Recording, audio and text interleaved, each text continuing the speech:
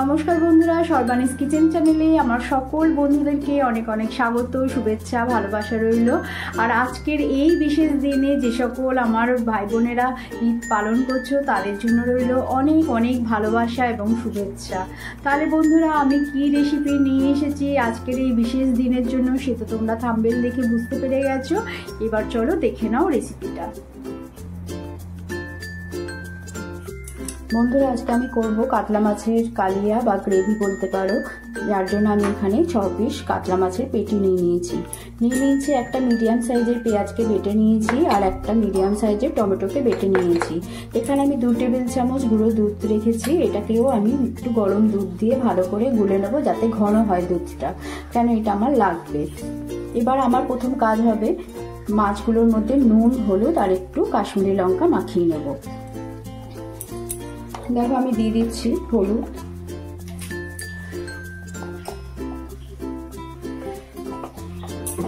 এবার দিয়ে দেবো নুন আর দিয়ে দেবো অল্প একটুখানি কাশ্মীরি লঙ্কা গুঁড়ো, দিয়ে ভালো করে মাছের গায়েতে মাখিয়ে আমি একটু রেখে দেবো। মাছের গায়ে আমি ভালো করে মাখিয়ে নিয়েছি, নিয়ে আমি একটু বেশ খানিকক্ষণ রেখে দেবো। বেশ খানিকক্ষণ বলতে আমি এখানে 10 মিনিট রাখলেই হবে। তাহলে চলো এবার রান্নাটা শুরু করি। দেখো বন্ধুরা, আজকে কিন্তু আমি এই কাতলা মাছের গ্রেভিটা রান্না করব সম্পূর্ণ সাদা তেলে। মাছ সাধারণত আমি সর্ষের তেলে করে থাকি, কিন্তু এই রকম রান্না কিন্তু সাদা তেলে খেতে কিন্তু খুব ভালো হয়, তাই আমি এখানে দিয়ে দিলাম সাদা তেল। এবারে আমি মাছগুলোকে হালকা করে ভেজে নেব, বেশি কিন্তু করে ভাজবো না, কড়া করে হালকা করে ভেজে নেব।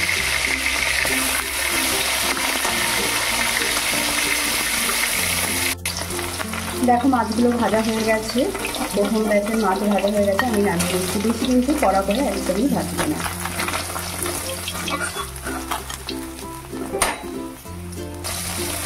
সেকেন্ড ব্যাচের মাছগুলো ভাজা হয়ে গেছে, এবার আমি নামিয়ে নিলাম। এবার দেখো, এই তেলের মধ্যেই আমি দিয়ে দেবো একটা তেজপাতা আর গরম মশলার মধ্যে ওই দারচিনি 1 টুকরো, লবঙ্গ 2 টুকরো আর 3 টুকরো এলাচ আর একটা শুকনো লঙ্কা একটুখানি চিড়ে দেবো, নাহলে কিন্তু ফাটবে। এবার গরম ফোড়নটা একটু ভাজা হবে।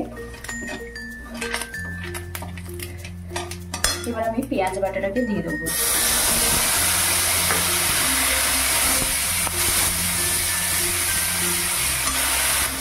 গ্যাসের ফ্লেম কিন্তু এখন আমি একদম কমিয়ে দিয়েছি, নাহলে কিন্তু সব মশলা পুড়ে যাবে। এবারে আমি দিয়ে দেবো আদা বাটা, দিয়ে দিচ্ছি 1 চামচ, এগুলো কিন্তু 1 চা চামচ করে দিচ্ছি। রসুন বাটা দিয়ে দেবো 1/2 চা চামচ। কাঁচা লঙ্কা, আমি কাঁচা লঙ্কা বাটা দিচ্ছি, তোমরা চাইলে গুঁড়ো লাল লঙ্কাও দিতে পারো, কিন্তু কাঁচা লঙ্কা দিলে কিন্তু টেস্ট হয়। আর ঝালটা যে যার পরিমাণ মতন দেবে। দিয়ে মশলাগুলোকে একটু ফ্রাই করে নেবো, ভেজে নেবো।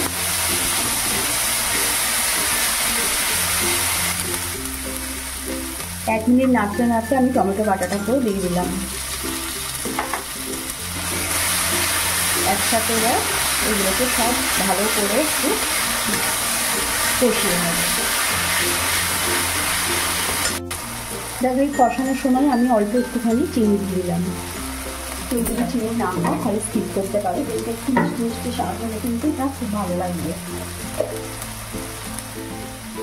মশলাটা আমি 2 মিনিটের মতন একটু ভেজে নিলাম। এবার একটু গরম জল দিয়ে দিচ্ছি।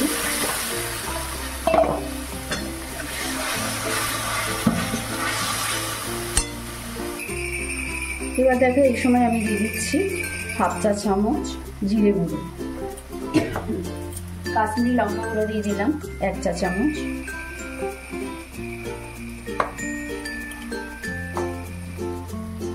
এবার দিয়ে দেবো হলুদ গুঁড়ো 1 চা চামচ, নুন পরিমাণ মতন।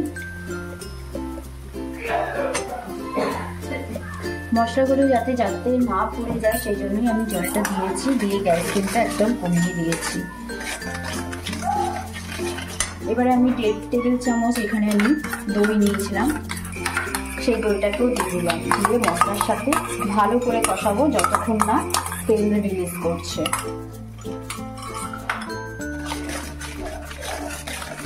দইটা দিয়ে কিন্তু লো ফ্লেমে ভালো করে কষাতে হবে।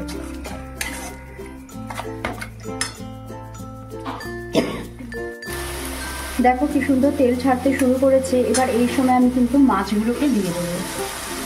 মাছগুলোকেও মশলার সাথে প্রায় 1 মিনিটের মতন একটু হালকা হাতে নাড়াচাড়া করবে।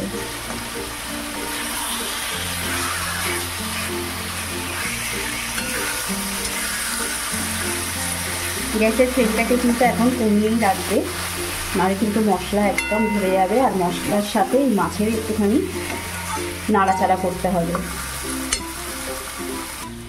দেখো বন্ধুরা, আমি 1 মিনিটের মতন মাছগুলোকে একটু ওলট পালট করে মশলার সাথে মিশিয়ে নিলাম। মাছগুলো যাতে না ভাঙে সেদিকেও কিন্তু লক্ষ্য দিতে হবে। খুব হালকা হাতে করবে। আমার সমস্ত মশলাটাই কষানো হয়ে গেছে। এবারে আমি দিয়ে দেবো যে গুঁড়ো দুধের সাথে আমি একটুখানি লিকুইড দুধ মিশিয়ে রেখেছিলাম, সেটাকেই দিয়ে দিলাম। আর দিয়ে দেবো একটু জল। এর কিন্তু এই মাছের কালি আর কাতলা মাছের মেন হচ্ছে রেসিপি হচ্ছে এইটাই হচ্ছে সব থেকে ইম্পর্টেন্ট, এই দুধটাকে দেয়া। এতে কিন্তু টেস্টটা দ্বিগুণ বেড়ে যায়। এইভাবে জাস্ট একদিন করে খেয়ে দেখো, তারপর আমাকে বলো যে কেমন হয়েছে। এবার আমি একটু ভালো করে আর একটু গরম জল দিয়ে দেবো।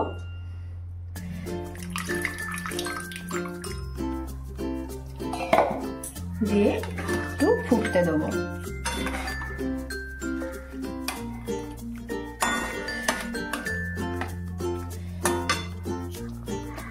5 মিনিট সময় নিয়ে ভালো করে এপিট ওপিট ফুটিয়ে নেবে। দেখো কাতলা মাছের গ্রেভি কিন্তু আমার কমপ্লিট হয়ে এসেছে। এবারে আমি দিয়ে দেবো ঘি।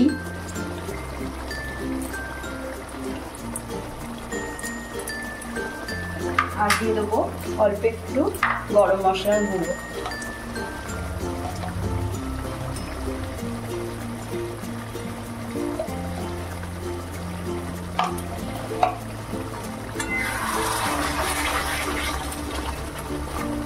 চলো এবার সার্ভ করার জন্য রেডি করে আসছি। দেখো বন্ধুরা, আমি এবার সার্ভ করার জন্য রেডি করে নিচ্ছি। এই কাতলা মাছের কালিয়া কিন্তু খেতে ভীষণই টেস্টি হয়। আবার বলছি, দেখতে যতটাই সুন্দর হয়েছে খেতে কিন্তু ততটাই দারুণ। একবার শুধু বানিয়ে খেয়ে দেখো। আমি আজকে কাতলা মাছের পেটি দিয়ে করেছি। শুধু পেটি না, তোমরা গাদার পিস দিয়েও করতে পারো, কিংবা এটা কিন্তু রুই মাছের সাথেও করতে পারো। খেতে কিন্তু অপূর্বই হয়। দেখেছো দেখতে কত সুন্দর হয়েছে, খেতেও কিন্তু আবারও বলছি খুবই ভালো। বন্ধুরা, আমার আজকের এই কাতলা মাছের রেসিপি কেমন হয়েছে তোমরা অবশ্যই জানিও। যদি ভালো লেগে থাকে তাহলে তোমরা লাইক কমেন্ট শেয়ার করো। সকলে সুস্থ থেকো, ভালো থেকো। আবার চলে আসবো নতুন রেসিপির সাথে। আজকের মতন এইখানেই টাটা।